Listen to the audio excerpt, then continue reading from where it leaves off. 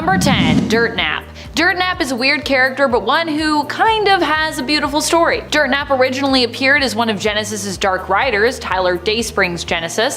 Dirtnap was a mutant with the ability to absorb beings into himself, thereby adopting their form. However, you would know it was Dirtnap because of a red smiley face that would appear somewhere on him, either on his clothes or his body while in that form. While fleeing from Wolverine, however, he absorbed a rat and either became stuck within or perhaps simply preferred this form, keeping it. Dirtnap would later on actually end up joining the X-Men, befriending Generation X, and even go on to sacrifice his own life to protect his team. However, during the Krakoan era, Dirtnap was spotted spying on Lockheed in 2022's Marauders in issue number 6, with an indicator visible that he had returned to his evil ways, that devilish red smiley face. And friends, before I move on to our next spot on this list, if you love what we do here at Top 10 Nerd, why not show us you love us by clicking that subscribe button so you don't miss out on any good old nerdy content. Number 9. Abigail Brand. Abigail Brand is the head of SWORD, a division of S.H.I.E.L.D., specifically created to deal with defending the Earth from extraterrestrial threats.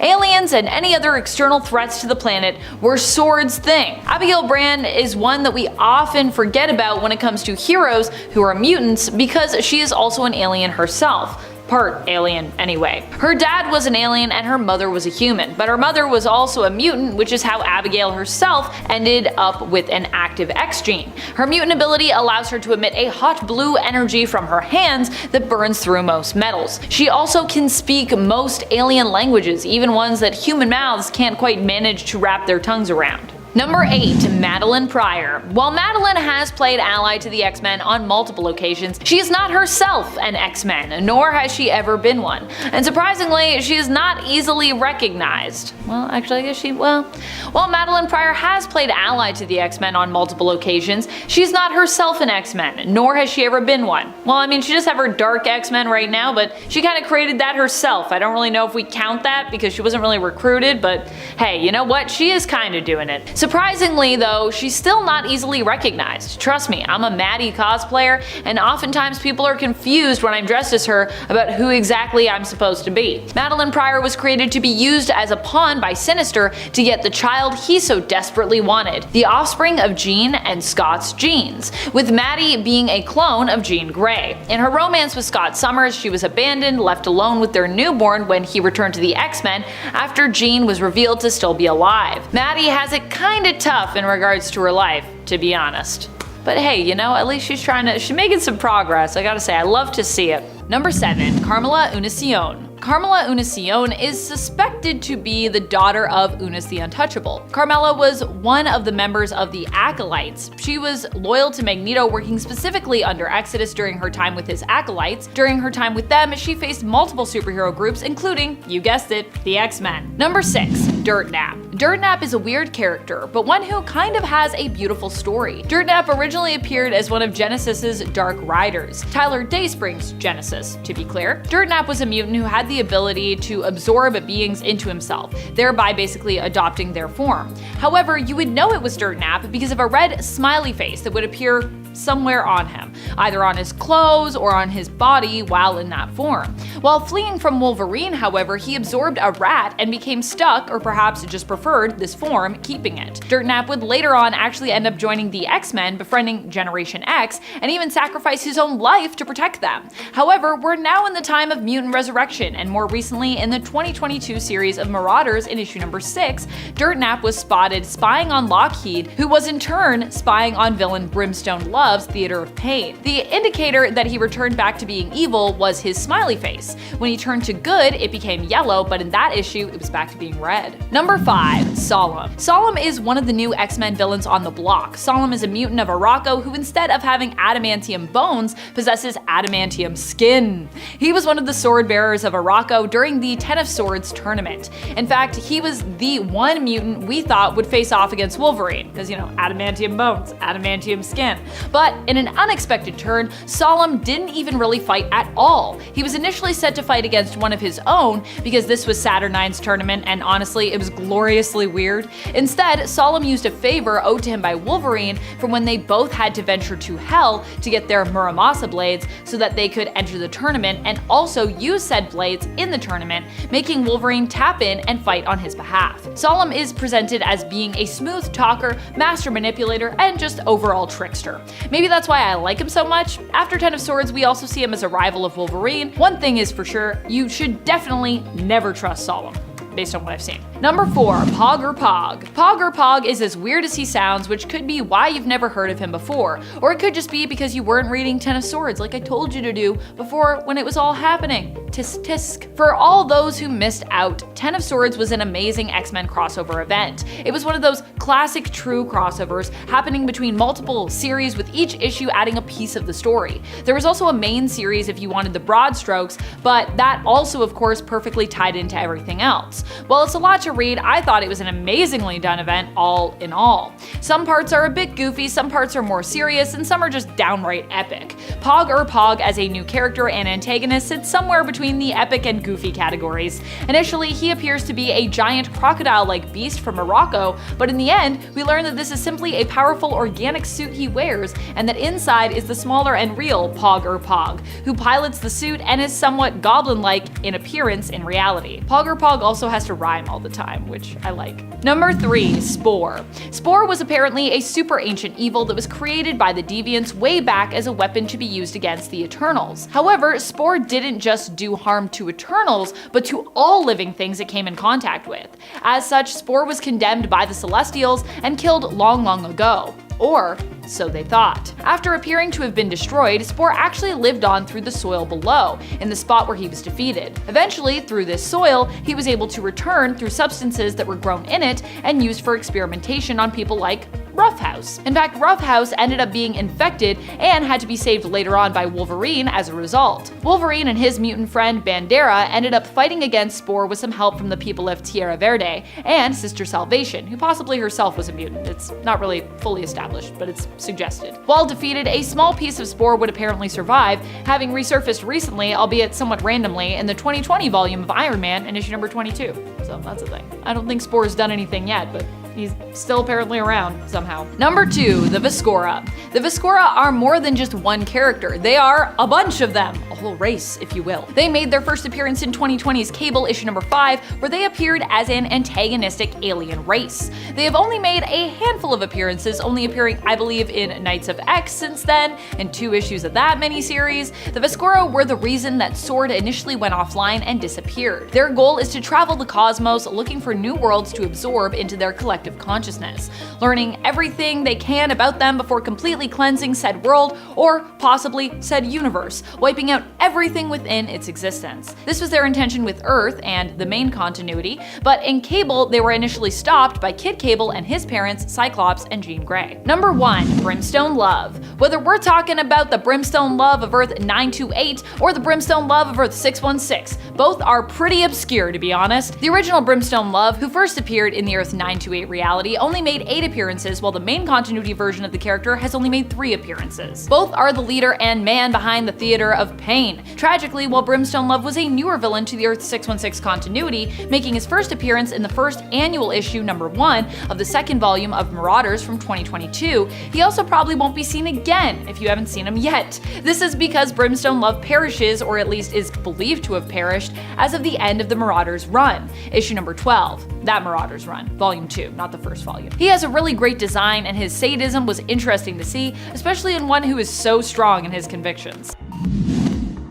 Number 10, Karma. Karma is a mutant with very specific powers, so it should surprise no one that she is part of the New Mutants team. I actually love the New Mutants for this reason. A lot of their members tend to be forgotten and yet are super powerful when their abilities are properly utilized. Xian Koiman possesses limited telepathic abilities, but can have a strong sense of sort of psychic projection. Karma can emit a wave of energy that disables her target's consciousness, allowing her to take over control of their body body, experiencing what they experience as though she were actually in their body, sensing what they taste, hear, smell, see, and feel. Those she controls will awaken unaware, afterwards experiencing this possession as if they had just been in a dream and basically had been sleepwalking. She can also do this on a mass scale, possessing multiple people, though she must overcome many challenges in order to fluidly control multiple people at once.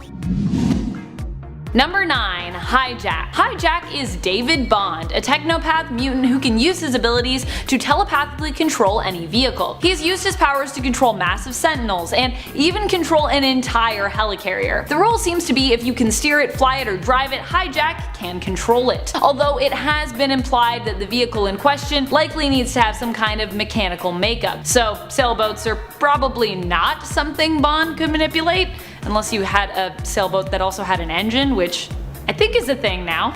I don't think all sailboats are just sails. Still, in a world where we are surrounded by tech and tons of engine-powered vehicles, David Bond's abilities are pretty powerful. Alas, he has only appeared in less than 50 issues of comics. Someone tell me, where is David Bond now? Where is he on Krakoa? Is he there? I want to see him. Number 8. Summoner. Summoner is a new mutant whose name also signifies the type of mutant that they are. They are the child of Apocalypse's first horsemen of war. Arakko, the landmass itself, was drawn to Krakoa and Krakoa to it. The two fused together to increase the size of the land overall, although Arakko is not yet considered safe and is basically known as kind of the monster territory part of Krakoa. I mean, technically it still isn't Krakoa, but they're attached now, so they are each other. Summoner's abilities allow them to summon the dark beasts of Arakko. We don't know too much about them yet because they've only been in a few issues, but what we do know is that they can withstand the blast of one of Cable's thermal grenades, his last one in fact, without taking virtually any damage. So overall, they seem like they're going to be pretty crazy and powerful. X of Swords, I'm assuming we're going to see more about them. Number 7. Weapon H. Weapon H isn't an organization, but instead is the codename for the character known as Clayton Cortez. Clayton is an ex-military merc who turned on his employers, and as a result, he was captured and sold as a test subject to the Weapon X program, formerly known as the Weapon Plus program. They experimented on him and turned him into a Wolverine-Hulk hybrid known by many different codenames, including H-Alpha, Weapon H, and, you guessed it, Hulkverine. His transformation ends up bringing Wolverine and Hulk together, who attempt to hunt him down before realizing that Weapon H himself is also a victim and attempting to help free him from the leader's control. Clayton is not your typical mutant, as he doesn't have an inherent X gene, but is pretty cool in that he's a lab-made mutant who is also a gamma mutate and a cyborg. He's so many things, really. Number 6. Peeper. Peeper is one of my favorite mutants, known as Peeper or Peepers. I tend to love mutants whose powers seem less than super, and Peeper is honestly one of those mutants. Peeper is a mutant who, honestly, all the other mutant stars that he's interacted with recently have been super sweet to, and I appreciate that. I love to see it. Peeper's powers have to do with his physical mutation, which is that he has enlarged eyes. With his eyes, he can see things that others can't, possessing different forms of sight. Recently, Peeper was using his powers to help out his fellow teammates as a member of Swords the Six, although he was not part of the main 6 team, as he's not a teleporter, and the main 6 of the 6 or rather were a teleportation team. Instead, he worked with Sword to help expand the areas of mutant technology. Number 5. Tag. Tag is definitely one of the weirdest mutants out there when it comes to his abilities. Let me tell you about it. He is Brian Cruz, a mutant whose powers allow him to tag someone psionically, inciting a telepathic urge to either run away or run towards that person. Basically, he is the childhood game tag personified. If you took the game Tag from your childhood and you made said game a person who had mutant abilities in Marvel Comics, this is what you would get. Tag could use his powers to tag multiple people at a time, but if making them emit a psionic signal that encouraged others around them to run away, the range would actually top out at about 100 meters. Once at that distance, the urge to run away would then cease. Number 4. Adam X. We are going back to the crazy Summers family tree for this one. Oh boy, which if you haven't checked out that video, we got videos on that. Oh my gosh. What a time putting that together for you all. Adam X is the half-brother of Cyclops, Havoc, and Vulcan. His mother is Catherine Summers, but his father was the Emperor of the Shi'ar Empire, Emperor Deken Naramani. Adam X's story clearly establishes the era of the comics that he hails from. See if you can guess when he first appeared before I finish this origin. Okay, you got a little bit more time. He was abducted when he was just a baby from the genetic lab in which he was created by Jonath, who became his adoptive father and raised him. Growing up, his mutant powers would manifest, which allowed him to basically set others' blood on fire, burning them from the inside out. He can also ignite his own blood, which is very painful, but grants him a speed boost, so there you go. Adam would then learn that he was a hybrid being, part Shi'ar, part mutant. And if all this made a 90s alarm go off in your mind, you would be right, he is an extremely 90s character. Number 3. Abyss. Nils Steiger is known by the codename Abyss. He is also a half-brother of Nightcrawler, on his father's side, meaning that he is also the son of Azazel. His powers allow him to unravel his body, which is made of wrappings.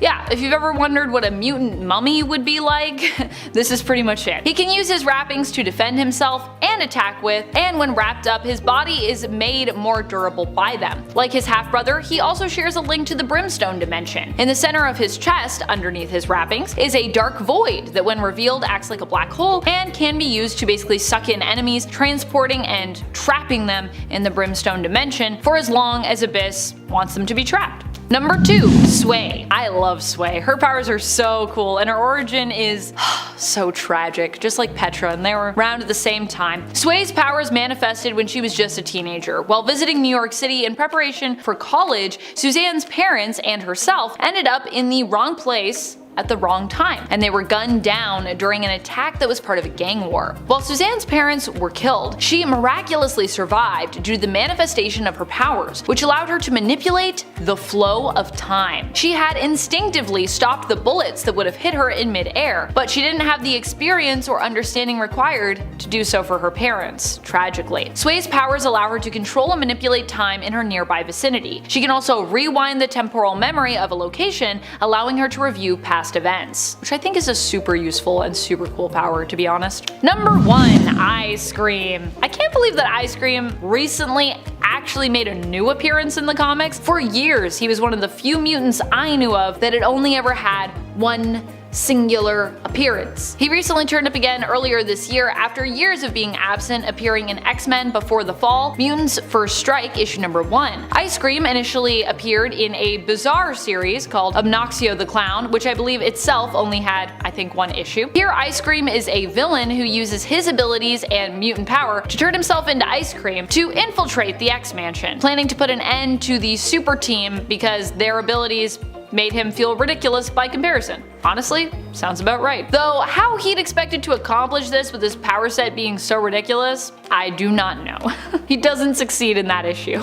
Needless to say. Number 10. Prodigy. I feel like a lot of people maybe forgot about Prodigy as he's been MIA for some time in the comics and was depowered during the events of M-Day. But with the magic of Krakoa and Dawn of X, he was able to return to us, being resurrected and also regaining his powers. 1. Prodigy happens to be a super genius, but this is also because he's a telepath with the ability to basically mimic anyone's skill set and share their knowledge while nearby. This has also been shown in the past to extend to fighting precognition, where he can basically use his abilities to read a person and predict their next move of attack in a battle, which is pretty sweet. He often also builds his own advanced tech, and even when depowered is known to possess a great level of intellect, making him a challenging adversary whether or not he has his mutant abilities. Even as a depowered mutant, you might not want to mess with him. Number 9. Lady Mastermind. Lady Mastermind, aka Reagan Wingard, recently popped back up in the giant-sized Nightcrawler comics and was welcomed into the mutant nation of Krakoa. Some, however, may not know or appreciate her mutant history and background. Just who is Lady Mastermind? Well, she's the daughter of Jason Wingard, aka the original villain known as Mastermind. Her powers take after her father's, allowing her to create realistic illusions projected into her target's minds. While she also has an even lesser known suspected half-sister, Reagan's powers are often depicted as being the more powerful between the two, with it even being said that her abilities are even more stronger than her father's. Additionally, she is also fairly skilled in hand-to-hand combat, a skill set her father actually very much lacked. He was hilarious in a fight. He's like a rag doll.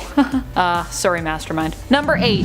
Gentle. Gentle is a mutant with the abilities of super strength. I know, very hilarious considering his name. He can grant himself immediate muscle mass that basically allows him to change size and increase his strength when needed. It is yet unknown just how strong Gentle can make himself, and he is also known for being someone who could potentially even take on the Hulk, although he is more of a pacifist, hence his name. Gentle's real name is Nezno Abidemi. I hope I'm saying that right. Nezno Abidemi. I'm sorry if I'm saying it wrong. It's a hard one to say. He was raised in Wakanda, but always felt like an outsider because his father was Russian. When his mutant abilities surfaced, it was actually Aurora Monroe Storm, who was queen at the time in Wakanda, who encouraged him to be sent to the Xavier Institute so he could learn how to better control his powers. His vibranium tattoos are also meant to help him to control those powers. Also, vibranium tattoos are super cool, but I think they're also super painful to get, so maybe don't get them. You can't, because it's not a real substance, but still. Number 7. Manifold. Manifold is probably one of the most powerful teleporters we have out there, and he isn't even really technically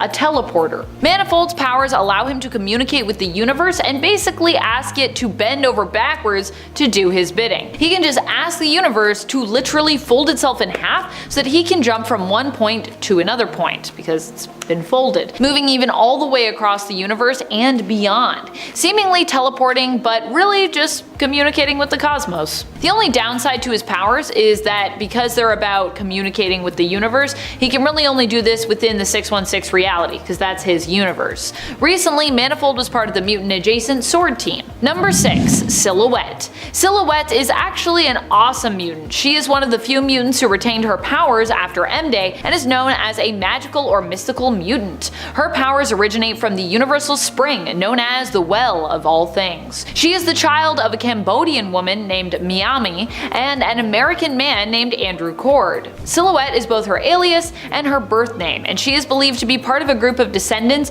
who are destined to have power and to unite the east and western ways of the world. After being partially paralyzed by a gunshot, Silhouette was forced to fight while using crutches, but this has never stopped her from kicking serious butt with a combination of dark force energy, teleportation, and impressive martial arts skills. Even when she has her crutches, actually, which I love. Love to see it. Number 5. Vulcan. Despite being one of the most powerful mutants around, who is considered to be Omega level, Vulcan actually hasn't appeared as much. Some of the other more popular, but honestly, in most cases, less powerful mutants. Vulcan's mutant powers are energy manipulation and absorption. Despite his insane power levels, he tends to somehow be the lesser known of all of the Summers brothers. He has also demonstrated the ability to absorb his opponent's powers as well and use them for himself on rare occasions. That's OP. Vulcan is the youngest Summers brother, also known as Gabriel or Gabe Summers, and we only learned of his existence in 2006 when he first appeared in the comic X-Men Deadly Genesis issue number 1. Yet he is considered the most powerful of those three. Despite him technically being from Earth, Vulcan mainly grew up in space in a stasis pod where his aging was accelerated until the point of peak adolescence. Number 4. Tempo.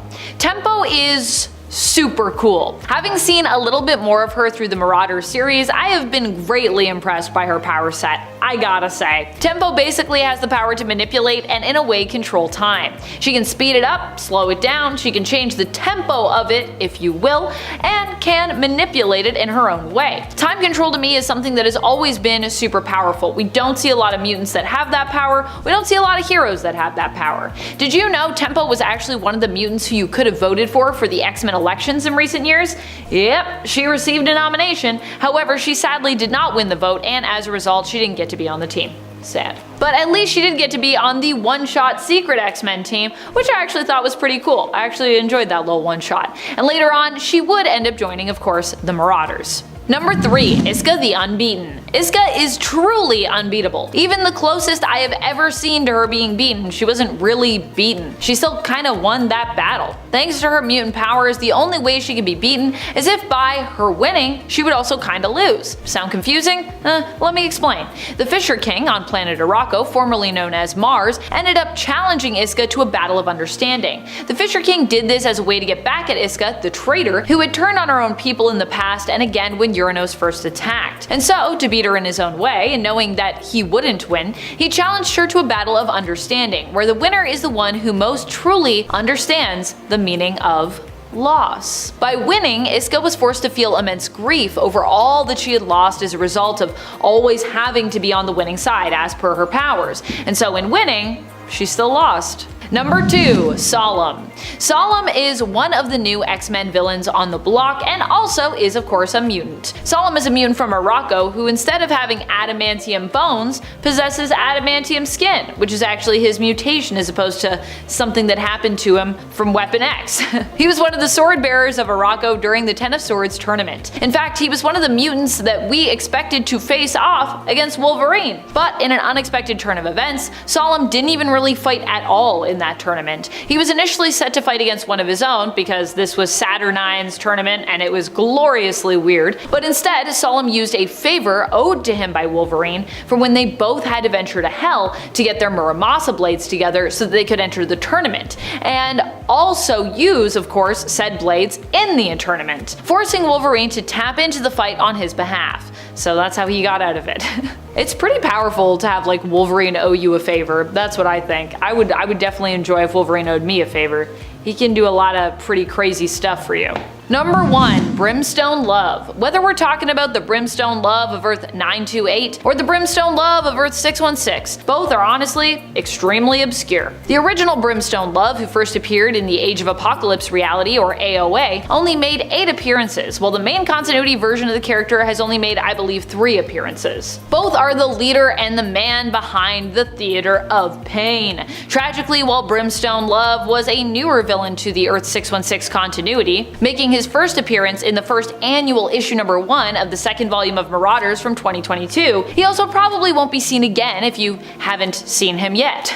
This is because Brimstone Love perishes, or at least is believed to have perished, as of the end of that Marauders run, issue number 12. He has a really great design, and his sadism was interesting to see, especially in one who is so strong in his convictions. So kinda sad to see him go, but yeah. Coming in at number 10 is Dust. Created by Grant Morrison and Ethan Van Sciver for 2002's new X-Men number 133, Soraya Kadir is a young Muslim mutant who enrolled in the Xavier Institute for Higher Learning. She's largely been just a background character in the stories she shows up in, but Dust has been present for some of the largest events in the recent X-Men history. Soraya was even one of the mutants who kept their powers after M-Day. Now, Soraya is usually a pretty shy and quiet girl, but don't let that fool you. Her powers are no joke. Dust is able to transform into a cloud of sand and dust, and even act as a violent sandstorm, literally stripping the flesh from her opponents. When she couldn't properly control her power just yet, Dust even unintentionally flayed 2 men alive after unleashing her power in an act of self-defense. Dust has also been shown to use her power internally, meaning like inside of another person, entering her enemy's lungs and eroding them from the inside out, which is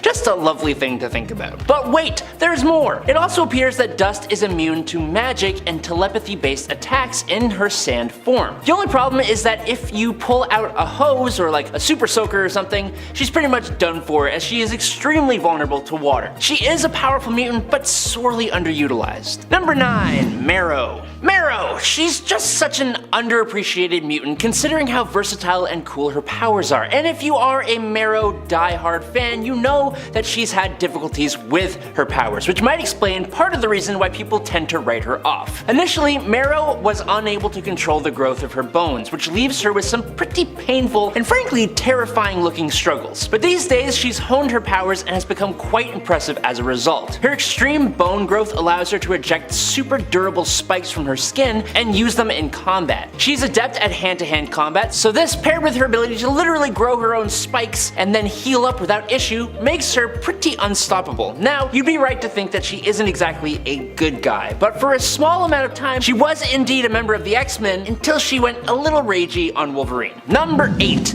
Eye-Boy. Eye-Boy is usually undervalued because he looks really silly. And it's true, he does look like if Kurt Cobain had like 57 eyes all over his body. But you should never judge a book by its cover, because although Eye-Boy doesn't look very menacing and seems rather confused most of the time, he's actually got a pretty good power set which got him to be part of the X-Men. He's got the ability to see just about anything, no matter how small and no matter how far away. But on top of his microscopic and telescopic vision, he can also see basically every light wave there is, including X-ray, infrared, and thermal, among many others, including being able to see the the magical plane as well. As well as night vision and even chemical detection, he can even see pheromone secretions from people, giving him a tracking ability as well. Eye-Boy is just one of those sad cases where he's just too unsettling looking to really garner much respect for who he really is and what he's truly capable of. Number 7. Dust. Dust is Soraya Kadir. She was enslaved as a child but freed by the X-Men. Originally, she did not want to reveal herself to the mutants and hid herself by turning into scattered sand. When Jean Grey sensed her presence and encouraged Soraya to reveal and introduce herself, she did so by referring to herself as Turab, which is Arabic for dust. She can turn herself into dust and manipulate her body to move at high speeds, causing her to become a deadly sandstorm to her enemies. As sand particles, she can also enter the bodies of other people, causing internal damage. Dust is also resistant to magic and telepathic manipulation or detection while in her sand form. Dust is another person that I feel like we never see enough of in the comics. Someone bring back Dust. Number 6. Layla Miller. Layla's abilities, skills, and powers tend to be pretty specific, which means that she might not inherently seem powerful to readers. Layla has been shown to be able to reanimate beings, heal wounds, and appears to be immune to reality warping. She also has a lot of knowledge about her own future life and the events surrounding it, as she spent time in the future and then returned and uploaded all she had learned into her younger self when she returned to that Layla's present, which I guess was technically her past. Her vast knowledge often comes in handy and is what helped the mutants to figure out who was really after the baby mutant Messiah during the events of Messiah Complex. Her own knowledge has also technically helped her in gaining the knowledge that she has needed to have in order to gain it, if that makes any sense. Timey-wimey stuff. Number 5. Maxime and Manon. Maxime and Manon are twin siblings born to mutant parents. Their powers as such manifested when they were younger than most. They haven't been in a ton of comics, most about probably 11 issues, but they have been shown to be pretty deadly and powerful even as children, both in Extermination and recently in the newest run of New Mutants. Maxime can influence others' emotions, while Manon can alter someone's memories, or recall their memories past. When combined, their powers actually allow them to manipulate the minds of others to the point that they can easily control them, shaping their victims into whatever they like them to be and making them do whatever they want. In issues 3 and 4 of New Mutants, both Maxime and Manon were captured along with Armor, Glob, Angel Salvador, Beak, and the couple's children, but managed to escape. Manon and Maxime helped to free the rest of the group by distracting their captives, manipulating one of them into killing the other.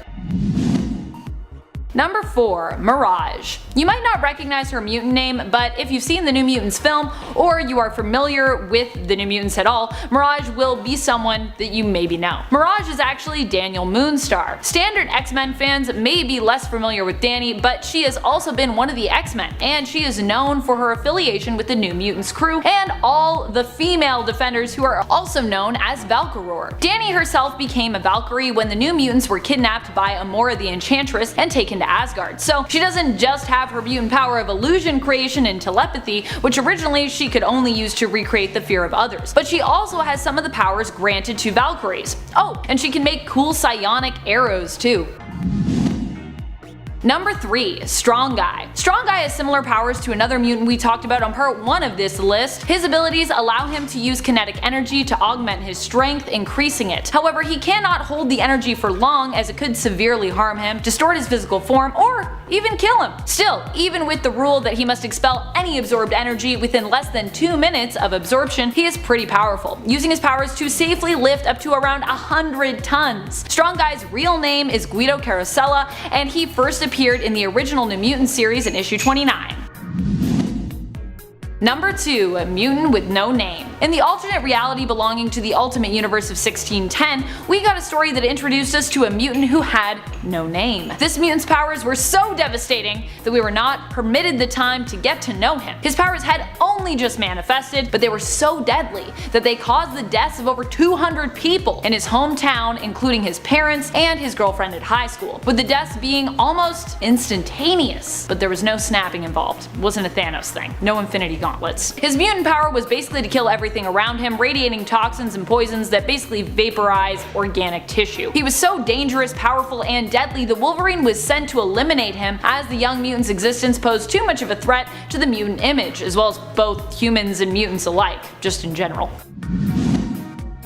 Number 1. Matthew Malloy. Matthew Malloy is one of the strongest, most random mutants who now belongs to the alternate timeline of Earth 14923 because he was just too powerful to basically continue to exist. Like many of the most epic mutants, he had reality warping powers and was additionally considered Omega level in terms of his ability. Matthew's powers unfortunately were often tied to his emotions, which proved problematic and often resulted in massively destructive outbursts of energy. In the end, Tempest traveled back in time and with help from Professor X of the past was able to prevent Matthew's parents from ever meeting, meaning that he was never born. Number 10. Sway. I am straight up just enamored with Sway. Her abilities are truly remarkable and the backstory of her origin is both captivating and honestly heart-wrenching. Sway's extraordinary powers first emerged during her teenage years. While preparing for college in New York City, Suzanne and her parents found themselves unwittingly caught in the crossfire of a gang war. Tragically, Suzanne's parents lost their lives in this attack, but miraculously, she somehow survived. Well, thanks to her newfound ability to manipulate time. In a moment of instinct when her powers first manifested, Suzanne halted the trajectory of the bullets that were aimed at her, saving herself. However, lacking the experience and comprehension and finesse needed, she couldn't extend the same protection to her parents, who of course, as I said, perished. Sway's unique powers grant her control over the flow of time in her immediate vicinity. She possesses the ability to rewind the temporal memory of a location, allowing her to revisit and analyze past events. Utilizing her temporal manipulation abilities, Sway embarked on a mission to track down her parents' assailants, ultimately aiding the police in apprehending the criminals responsible for the tragedy. It was during this revelation of her extraordinary powers to law enforcement that she actually came to the attention of Moira McTaggart and subsequently joined up with the X-Men. And friends, before we move on to our next spot on this list, if you love what we do here at Top 10 Nerd and if you love it when we talk mutants, be sure to let us know by clicking that like button. Number 9. Longshot. Longshot, though perceived by some as a mutant, rejects this classification himself. Believed to be a clone and potentially both the father and son somehow of Shatterstar, his existence is entangled in the peculiarities. His existence is entangled in the peculiarities of a Mojoverse-based time loop, a fate shared with Shatterstar and, to some extent, Spiral, and honestly kind of a little bit of Dazzler too, potentially. Despite Longshot being a genetically engineered mutant and clone of Shatterstar, he adamantly denies identifying as a mutant. The X-Men quickly embraced Longshot upon discovering him, and he promptly joined forces with the team in confronting Mojo. Initially grappling with amnesia, Longshot spent a significant portion of his early adventures with the X-Men attempting to reclaim his own lost memories. Number 8. Dupe. Despite Dupe's eccentric nature, his status as a mutant remains unconfirmed. His origin is honestly shrouded in mystery even at this point, leaving room for speculation that he could be a mutant, he could be an alien, or he could even be a being just from another dimension. The lack of explicit verification makes him a peculiar addition to this list, although he clearly isn't the only non-mutant to join the X-Men team, as we just established, though he might just be one of the quirkiest additions, mutant or not. Dupe has engaged in numerous adventures with the X-Men, serving as the receptionist at the Jean Grey School for Higher Learning working for Wolverine. His presence on Krakoa suggests that despite his as of yet still unknown origin, he really is at home among mutants, emphasizing his enigmatic connection to the mutant world, which continues to be really strong.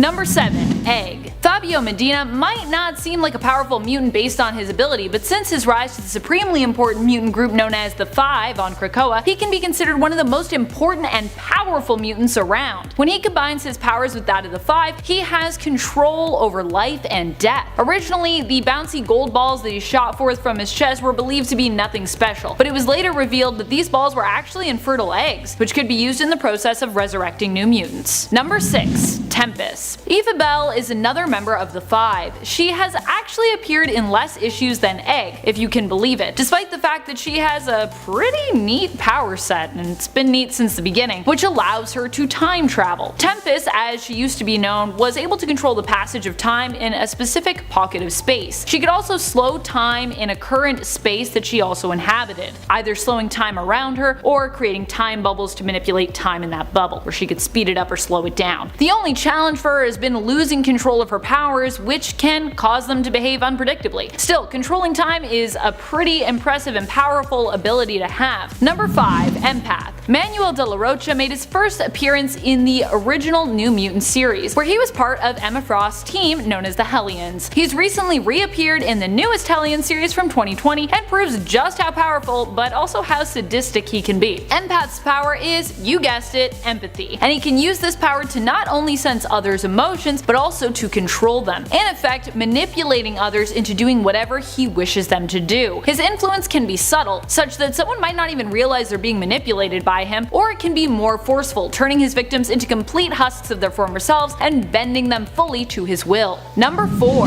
Vulcan. Vulcan is one of the most powerful mutants around, being an Omega level mutant, skilled in energy manipulation and absorption. Yet he is somehow the lesser known of all the Summers, despite his insane power levels. He has also demonstrated the ability to absorb his opponent's powers as well, and use them for himself on the rare occasion. Vulcan is the youngest Summers brother, also known as Gabe Summers, and we only learned of his existence in 2006 when he first appeared in the comic X-Men Deadly Genesis issue number 1. And yet he is considered the most powerful of these three. Number 3. Orphan Maker and Nanny. Orphan Maker still remains a relatively mysterious character, though is also one who still proves to be a force to be reckoned with in combat. Orphan Maker is also known as Peter and was part of a plot of Mr. Sinister's originally. However, when Mr. Sinister decided that Peter could not be controlled, he decided to eliminate him. Nanny, an insane cyborg, however, saved him, believing it was her responsibility to look after orphan mutant children and protect them. Although I will say she's got a weird way of going about it. While insane, Nanny was also once a scientist and remains quite intelligent. She actually outfitted Orphan Maker with weapons and a powerful suit to help her in her task. While it's still unclear as to what Orphan Maker's true mutant powers are, and while he seems to still have the mind of a child, probably due to Nanny's manipulation, his suit and weapons make him a formidable foe in combat, and he often uses pixie dust in battle to help Nanny influence and control the minds of their opponents, as she herself is a telepath, but a weak one, so she needs a little bit of help. Needs a little bit of pixie dust. Even during a fight with Cyclops, Scott's optic blasts were unable to harm Orphan Maker while he was in his armor, with Scott's blast simply reflecting off the armor, causing more harm than help really. Number 2. Trinary. Considering the modern age we live in, Trinary is a pretty powerful mutant. Her abilities allow her to control all tech that is within her line of sight. She has used these powers to move massive sums of money digitally and to manipulate and control Sentinel tech. Currently on Krakoa, Trinary is one of the few technopathic mutants trusted with the important project known as Sleeping Giant, wherein mutants monitor for upcoming advancement in Sentinel technology, such as Nimrods or the creation of a mother mold, so that they can ideally put a stop to its development. Project Sleeping Giant were instrumental in helping the X-Men to destroy a mother mold that Orchis was creating before it went online. Number 1. Bailey Hoskins. Now you might think I'm joking here if you happen to know the obscure Bailey Hoskins, but I'm really not. Bailey appeared in his own miniseries titled X-Men, Worst X-Man Ever. He was known for being the worst X-Man ever because his ability only allowed him to do one thing: explode. But he didn't have any regeneration powers, so he basically was a mutant who could never use his powers, otherwise he'd kill himself. It's kind of a one-hit wonder. So how is that powerful? Well, it's also implied in the series that when he does choose to sacrifice himself and blow up the villain of the story, that he makes it possible for Earth 616 to come into existence. So without him, we wouldn't have the main Marvel continuity that we know and love today, potentially. If saving the entire continuity from becoming a dystopian future isn't powerful, then I don't know what is. Number 10. Madeline Pryor. I have a strong admiration for Madeline Pryor, one of the most captivating villains in the X-Men series. Maddie's backstory reveals what drives her actions, and despite her evil deeds, one cannot help but empathize with her. She's known as the Goblin Queen, and her dominant energy adds to her straight up allure. Maddie is a woman who always gets what she wants no matter the cost, which has led her to commit some seriously heinous acts. However, deep down, Maddie craves love and acceptance, and all her attempts to achieve this have only pushed her further away from it, sadly. She perfectly fits the quote, "Hell hath no fury like a woman scorned." Maddie is deadly, dangerous, often unhinged, and filled with rage, but her backstory also makes her a very tragic character. It's hard, honestly, not to love her. She definitely deserves your love and admiration. Also, if you're wondering why I included her on this list, it's from experience. Whenever I cosplay as Madeline Pryor, I frequently get mistaken for DC Comics' Raven, so she's clearly not super well known. But, you know, I love her anyways. And friends, before we move on to our next spot on this list, if you love when we talk X-Men here on Top 10 Nerd, I know I do, be sure to head on over to our X-Men playlist for even more good X-Men content. Number 9, Mojo. Mojo is probably one of the freakiest villains we have for the X-Men. While fans of the comics may be familiar with him, more casual fans may not. He is from his own universe known as the Mojoverse. Here he runs his own television network and is obsessed with securing good ratings, making those who serve him perform on live broadcasts, and the performances he often demands from folks usually involve death-defying acts and other dangerous and deadly feats. So, pretty scary. Number 8, Unus the Untouchable. A villain who almost foiled the X-Men in their early days was Unus. Unus the Untouchable was a mutant who couldn't be touched by those who would do harm to him, making him seemingly invincible when he first came up against the X-Men in issue number 8 of the original series. His power was also weirdly specific, as it didn't repel all things from him and mainly seemed to target those who fought against him and projectiles that of course would do him harm. When Unus turned to a life of crime, Beast was the one to stop him by creating a device that intensified his power, causing everything to be repelled from Unus, including food. Starving, Unus eventually agreed to stay on the straight and narrow, and Beast returned his power levels to how they once were, allowing Unus to return to his wrestling career. Number 7, Nature Girl. Although Lynn Lee started off at Jean Grey's School for Higher Learning, after she witnessed some of the horrible things humanity is doing to the earth and to nature, she would instead become an ego-terrorist, fighting back against humanity, which makes sense given her powers. Nature Girl's powers are directly connected to the natural world. She can communicate, influence, manipulate, and control nature, living beings except I guess for not humans or mutants, plants, natural phenomena like the weather and geology of the earth, and the matter and energy of which all things are composed. Now that statement alone kind of encompasses a lot of different stuff. She can call upon animals and ally herself with them.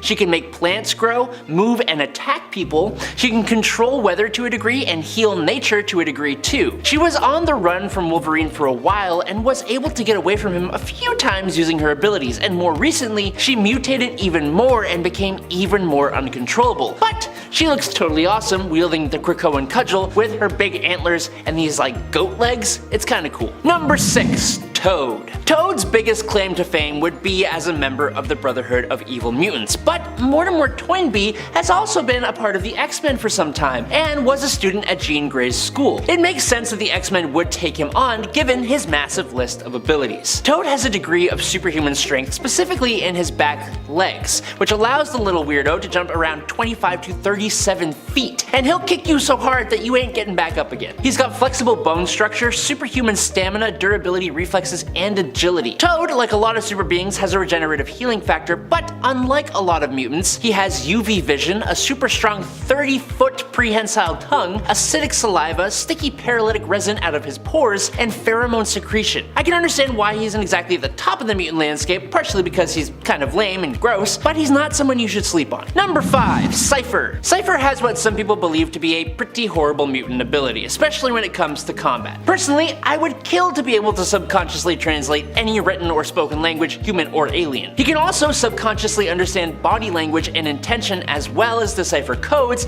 and computer languages. After he was resurrected, and also so Marvel could make him actually useful, everything he sees is interpreted into language, basically meaning that he's able to read life itself. Now he isn't exactly a fan favorite, and his powers aren't really anything to write home about, but he was a member of the X-Men, and he was actually very instrumental in the Krakoan era with his ability to talk to the living island. Number 4. Unus the Untouchable. Now I gotta say, the force field abilities of wrestler, criminal, and villain Unus the Untouchable definitely have some major drawbacks. The positives are great. His force field can withstand blows from the Incredible Hulk, he can project his force field to move objects, he could also use the shield to be untouchable, hence the name, opening it up to be able to grab things and eat. Now the drawback would come in the fact that there have been multiple times where Unus had his abilities increased, but to a point point that he couldn't even control his own abilities. At this time, his shield would literally close him off from everything. He couldn't grab things, he couldn't eat food, he couldn't even breathe oxygen, which caused him to even pass out on one occasion, which luckily deactivated his powers, allowing him to survive. Now maybe if he used his powers for good more often, like he did during his short stint with the X-Men, the writers would make him less self-destructive, but for now,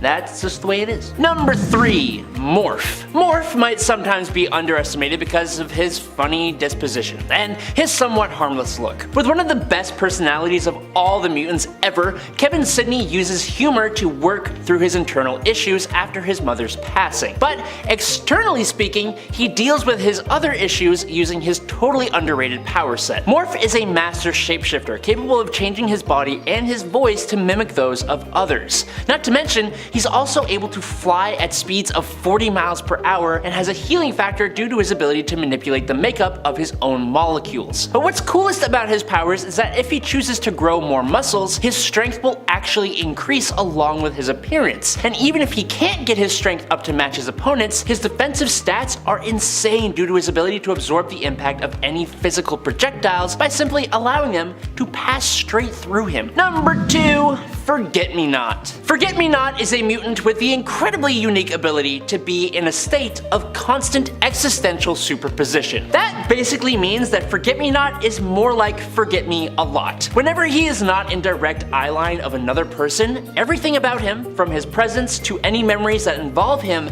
just completely disappear. And that's not only things that are alive. When he is caught on camera, it doesn't even register on the footage or picture. It leaves a big noticeable distortion, which does give people a clue that he did exist, but they still can't remember that he's the one who made that happen. The same thing goes for if he uses things. So like when he uses toilet paper, you obviously see that the toilet paper has been used, which would make him a perfect excuse for when someone gets mad when you don't change the toilet paper roll once it's empty. His interactions with people do leave them with gaps in their memory, which some telepathic characters can pick up on, and leaving reminders for yourself about Forget-Me-Not do also help, which is what Charles Xavier had to do when Forget-Me-Not was a member of the X-Men team for 6 whole years. Although no one remembers that. It would be an incredibly sad life to live. You could get away with a hell of a lot, so for someone who is okay being completely alone, it's totally cool. But still, a really great quote for him goes, "It's better to do something that matters and not be noticed than the other way around," which is both really sad and also really inspirational. And coming in at number 1 today is Spike. So picking mutants for this list is pretty hard because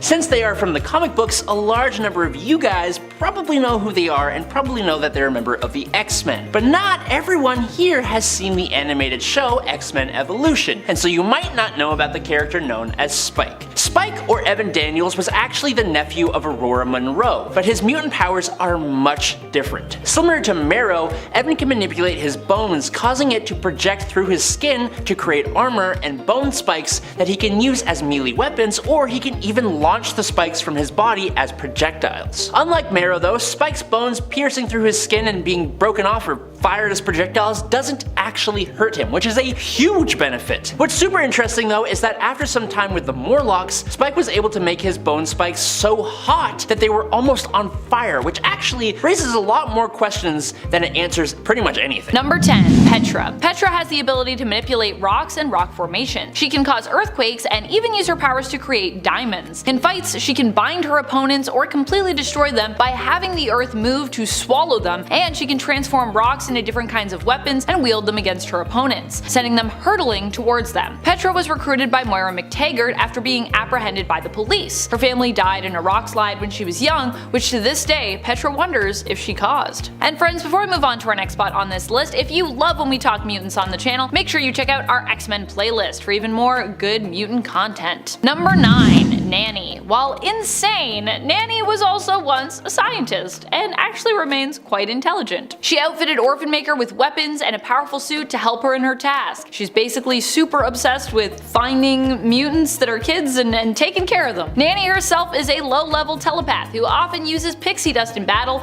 to help influence and control the minds of her opponents. She herself has a suit that is small and egg-shaped, which contains her form, and it has been suggested that she might not be able to survive without it, or at the very least she just might have like a mental breakdown if she is forcibly removed from her suit. She's very attached to it. Which honestly is pretty similar to how Peter, her charge orphan maker, tends to feel about his own suit, which actually does help to contain his unbelievably destructive powers. But more on that in a bit. Nanny made her own suit, I believe, and it also comes equipped with weapons, flight capabilities, teleportation, and the ability to generate its own repulsor field to push back enemies. Number 8. Orphan Maker. Orphan Maker still remains a relatively mysterious character and is also one who proves to be a force to be reckoned with in combat. Orphan Maker is also known as Peter and was part of a plot of Mr. Sinister's originally. However, when Sinister decided that Peter could not be controlled, he just decided to eliminate him. Nanny, however, was not for that. An insane cyborg lady, she decided to save him, believing it was her responsibility to look after orphan mutant children and protect them. Nanny outfitted Orphan Maker with weapons and a powerful suit to help her in her task. And while it's still unclear as to what Orphan Maker's true mutant powers are, and while he still seems to have the mind of a child, his suit and weapons make him a formidable foe in combat, especially if he gets upset. Even during a fight with Cyclops, Scott's optic blasts were unable to harm him while Peter was in his armor, with Scott's blast simply just reflecting off the armor, which actually caused more harm than help in that battle. Number 7. Match. While you may be familiar with the Pyros, have you encountered Match? Match, also known as Ben Hamill, debuted in the New Mutants before appearing in the new X-Men series. His abilities revolve around pyrokinesis, granting him mastery over fire, which he can generate and making him immune to fire attacks and heat. Although Match hasn't been prominently featured for a while in the comics, he actually once led the X-Men adjacent team known as the Paragon Squad. He competed for a spot on Emma Frost's X-Men team and has attended both the Xavier Institute and the Jean Grey School of Higher Learning. Number 6. Amanda Sefton. Amanda Sefton, initially known as Jermaine Zardos, the adopted sister of Nightcrawler, a mutant and member of the X-Men, adds a layer of unexpected, complexity to her and Nightcrawler's relationship, as also one of Kurt's significant love interests. Yeah, you heard me right. The complexity begins when, while adopting the alias Amanda, she actually investigates Kurt's actions following their brother Steven's death, which was actually blamed on Kurt. Jermaine assumes the persona of Amanda Sefton during this undercover operation, and it's during this period that Kurt basically develops feelings for her, oblivious to the fact that Amanda is, in fact, his adopted sister, Jermaine. Somehow. Known more commonly now as Amanda in the comics, she is a formidable sorceress. Now, while not a mutant, she has proven to be a valuable ally to the X-Men and actually a member of their unofficial Muir Island X-Men team. Number 5. Adam X. Enter Adam X, a noteworthy figure in the convoluted Summers family tree. And trust me, it is. We did a whole bunch of videos on it. It's complicated. As the half-brother of Cyclops, Havoc, and Vulcan, his lineage is tied to Catherine Summers and the Shi'ar Emperor Dakan Naramani.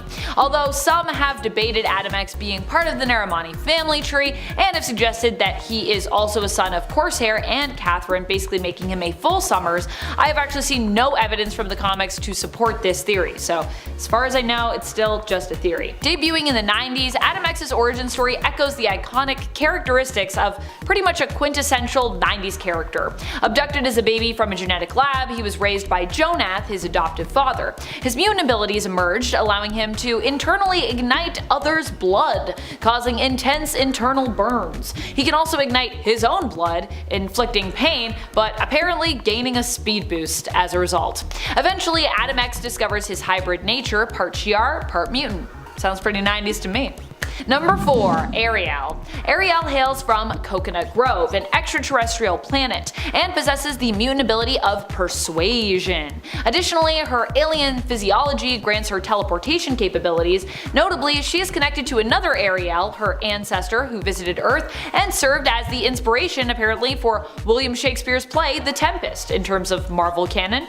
The Ariel in focus here, not her predecessor, arrived on Earth on a mission to gather mutant samples for study, as her people were intrigued by Earth's mutants' evolutionary processes. During her stay on Earth, she became associated with the Fallen Angels and later crossed paths with the X-Men in San Francisco, actually joining them temporarily. Number 3. Lifeguard. Heather Cameron, known as Lifeguard, is a mutant whose abilities activate in response to life-threatening situations, hence her codename, providing her with the necessary skills to save lives, including her own life. Her codename was initially her job title, as she worked as a lifeguard in Australia with her brother Davis. There are implications of her having an unknown Shi'ar heritage, though it was never fully explored. While she made a reappearance in Dawn of X at the Green Lagoon bar in Krakoa, it would be exciting to witness her take on a more prominent role in the comics due to the uniqueness and utility of her powers. Honestly, she's so powerful, I don't know why she isn't featured more. Probably because she is so powerful, but still. Not enough love. Number 2. Sunpyre. You know Sunfire, but do you know Sunpyre? Sunpyre was Shiro Yoshida's younger sister, Leyu. She also had powers and an attitude similar to her brother's, and first appeared in Uncanny X-Men issue 392 in 2001. For those unfamiliar with Sunfire's abilities, both siblings possess the mutant ability of solar flare, which allows them to absorb solar radiation and convert it into superheated plasma. Using this ability, they could both cover their body in flame as they became like a flying, human-shaped sun. Sunpyre can use her power to emit plasma blasts and give off intense solar heat. Leyu is one of the mutants who answered a psychic call to help defeat Magneto and save Professor X. After helping out the X-Men in that adventure, she'd later appear as a member of the X-Corps team. Number 1. Petra. Petra has the ability to manipulate rocks and rock formations. In fights, she can bind her opponents or completely destroy them by having the earth move to swallow them, and she can transform rocks into different kinds of weapons and wield them against her opponents. Petra was recruited by Moira McTaggart after being apprehended by the police. Her family died in a rock slide when she was young, which to this day Petra believes she may have accidentally caused. She used her powers to escape and basically became a runaway. Discovering her ability to turn coal into diamonds, she would use those diamonds to pay for a place to sleep, but of course this drew suspicion and she was tracked down by the police. Fortunately, as I said, Moira managed to intercept her and offered her a place as part of her team.